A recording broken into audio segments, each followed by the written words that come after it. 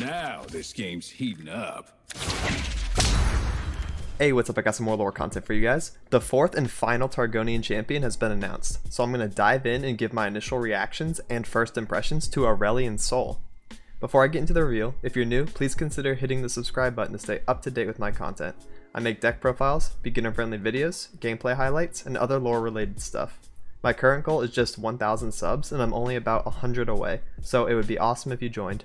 I also stream on Twitch often, so check me out over there if you want live gameplay of someone who's at Master Tier during all 3 ranked seasons. With that, let's get into the reveals. So first we have a look at the new keyword Invoke. Pick a celestial card from among 3 to create in hand. Alright, seems good. First we have a 4 mana 2/3 Mountain Scryer. Your celestial cards cost 1 less. Allegiance Invoke. So Allegiance is look at the top card of your deck. If it's the same region as this one, then the effect gets procced. So this is a Targonian Allegiance, so he's going to be played in mostly Targon decks, maybe with a few cards from a different arc or from a different region. And he's going to invoke one of these 3 legendary celestial cards that I have not seen yet. And they cost 1 less while he's on the field. This is an ambient effect. This is always in play. It doesn't matter if he allegiances or not. The celestial cards will cost 1 less. So he's a pretty good discount. 4 mana 2/3 though, pretty bad stats. Next we have a 1 mana 1/1 Spacey Sketcher. Play. Discard a card to invoke a celestial card that costs 3 or less. Oh, there's going to be a lot of celestial cards then if there's going to be like this much support for it. Seems good. Lunari Priestess, 3 mana 2/1 Nightfall Invoke. Oh, so it's a Nightfall effect as well to get one of these celestial cards. I hope it shows me what they are. 3 mana 1/2 Daybreak Invoke, a celestial card that costs 4, 5, or 6. Oh, okay. Is there one for each cost, sort of like Heimerdinger turrets? 5 mana 3/5 Play Invoke. So this is interesting, the wording. It says play instead of, you know, when I'm summoned. Play means specifically from hand. So if you somehow revive this card, like Moondreamer, it's not going to invoke. It's only when it's played from hand. Behold the Infinite Invoke. Alright, well, there's a lot of things you can invoke. Let's take a look at the next reveal. This one is talking about the keyword Fury. When I kill a unit, grant me +1/+1. Oh, okay. So there was a mechanic like this in Hearthstone as well, where units could just get completely out of hand if they kept attacking. This was especially good with Wind Fury, of course, but that mechanic is not in this game. Instead, we have Rally, so it's going to be harder to amp up cards with Fury multiple times a turn compared to Hearthstone. But first, we have this new card, 2 mana 1/1 Herald of Dragons. Dragon allies cost 1 less. Oh, sick. So we got a new tribe.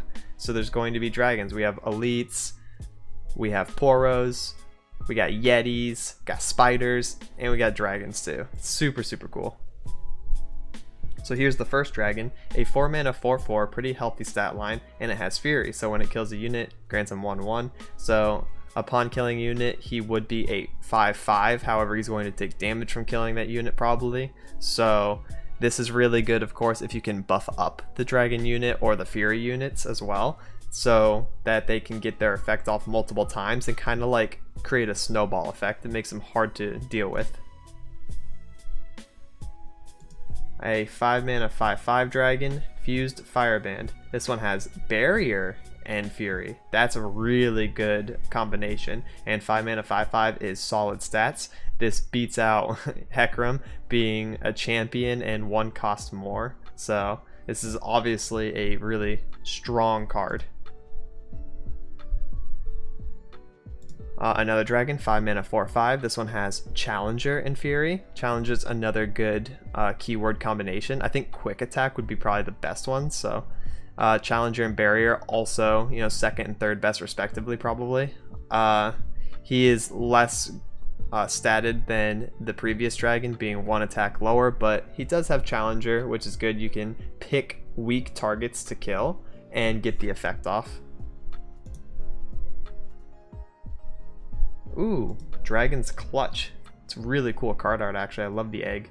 Draw 2 different dragons or grant dragon allies 1/1. So this is a choice card. You're probably given 2 choices on screen. Would you like to A, draw 2 different dragons from your deck, or grant your current dragon allies 1/1? This could also mean grant dragon allies in your deck 1/1, but I think it would say everywhere, right? So I guess this only applies to ones that are in play. The card is worded a little weird compared to other buff effects that we already have, so I don't know if it's applying to in hand and deck as well, or if it's just in play. Cool, and that's it for the Fury. Now let's move on to Aurelion Sol, which I'm assuming is going to be a dragon and support this whole theme of adding a new tribe to the game. So let's check him out. The heavens diminish without my attention. 10 mana. Invoke, collect a celestial card among 3. Okay, so it's going to show us some of the celestials. He's a 10 mana, 10/10. Will be entertaining. When I kill a unit, grant me 1/1. Yes, Fury. 6 mana, 5/6 is a good stat line as well. That's a really beefy dragon. Pure starfire. And Aurelion Sol just looks like he has everything. Okay, summon celestials to dominate. Another 10 mana, 10/10. This one is challenger. Oh my god. The constellations bow to me. Oh, this is so cool. Invoke a celestial card that costs 7 or more. And he does something on round start I didn't quite catch.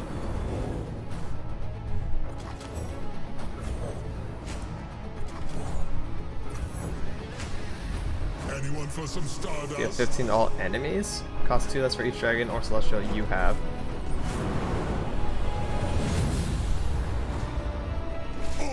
Planets break. See you next time, Runeterra. Okay, dude. That was a lot of information and a lot of power. I'm going to need to skip through this and look at pretty much every scene that was showing a card. So let's first look at Aurelion Sol pre-level up. Play Invoke a celestial card that costs 7 or more, so you're going to get a high value celestial card. Round start, create a random celestial card in hand, so he's an automatic generator as well. Level up, round end, your allies have 20 plus total power. Oh, to level up you really need to have some beefy boys on the board, and they need to stay, and they need to not get ruinationed. Okay. Here are some of the celestial cards. 10 mana 10/10 challenger. When I'm summoned, grant me +1/+0 for each celestial card you played this game. Okay, so just Scourge and Aurelion Sol is enough to level up Sol without Scourge getting buffed, so that's important to consider as well. Play this game. Attack. Give other allies +2/+2 and overwhelm this round. He's a solo game ender. That's just insane. 2/2 and overwhelm. Cosmic Inspiration. If you behold a celestial card, so behold is if you have a 8 cost in hand or on play as well. Grant allies everywhere +2/+2 and refill your spell mana. Supernova. Slow. If you behold a celestial card, obliterate 2 enemies of your choice. Oh my word. These are some broken effects. He attacks, everything has +4/+4 and overwhelm. Okay. So I didn't get to see this fully. 6 mana 5/6 Fury. When an ally with Fury kills an enemy for the first time each round, create a random dragon in hand. Another generator, just for resources. Just for no reason. All of it's random too. So you can get like the weakest dragon if they put in a baby dragon, or you can get another Vox. Can you get the guy I was just looking at, or is he a celestial? You can't get Aurelion Sol, I would hope, right? Create a random dragon that's not him. I was just looking at Scourge. He's a celestial. Okay, so you can't get celestial, but I don't know. Maybe you can get Aurelion Sol based on this wording. Obviously, you shouldn't be able to. Let's see. Yeah, we saw Scourge. Leveled up Aurelion Sol. Play, invoke a celestial card that costs 7 or more. Okay. Round start, create a random celestial card in your hand. Your celestial cards cost 0. Just okay. This is so immensely broken. There's so much power. It's just game ender. Oh, hey, the Destroyer. When I'm summoned, grant me +1/+0 for each Celestial card you played this game. He has Overwhelm, and he has Barrier, because why not? He's a Celestial, so, you know, why not? 5, I don't know what mana he's supposed to be. A 5/5 with Challenger. There's a 2/1 with Challenger down there. There's a 4/3 with Lifesteal. There's just stuff everywhere. I actually can't even fathom this. The Skies Descend, right. Deal 15 to all enemies, cost 2 less for each dragon or celestial you have. So you need at least 1 dragon or celestial on the board in order for this to even be able to resolve with max mana. Of course, this gets better. The more dragons and celestials you have, you can get this down to probably like 3 cost. Which would be absolutely absurd. I'm glad this deals 15 to all enemies instead of like 5 to all enemies and Nexus, because if you had more direct damage in this deck, it would just be the best deck in the entirety of Legends of Runeterra's existence. So 15 to all enemies, super overkill. This means it kills Nautilus, basically, or it kills an enemy, Aurelion Sol or Scourge that get buffed up. It is slow though, which means it can get denied, and if you're denying this for 13, you're winning the game as an Ionia player. So there's that as well. Yeah, and that looks like that's it for the video. Alright, let's get on to the Twitter reveal. So, saw Aurelion Sol, we saw Vox. What is this? 8 mana, 8/8, so this is a good behold target. The Infinite Mind Splitter. Fury. Play, pick 2 enemies. Round start, stun them. Okay, so it's not an effect that happens right away. You play it, you pick the 2, you pass, next turn, now they're stunned at beginning of turn, so they can't attack or defend depending on which turn it is for them. I really like his design. The 2 dragon heads giving me some kind of like Godzilla reference energy. I really like it.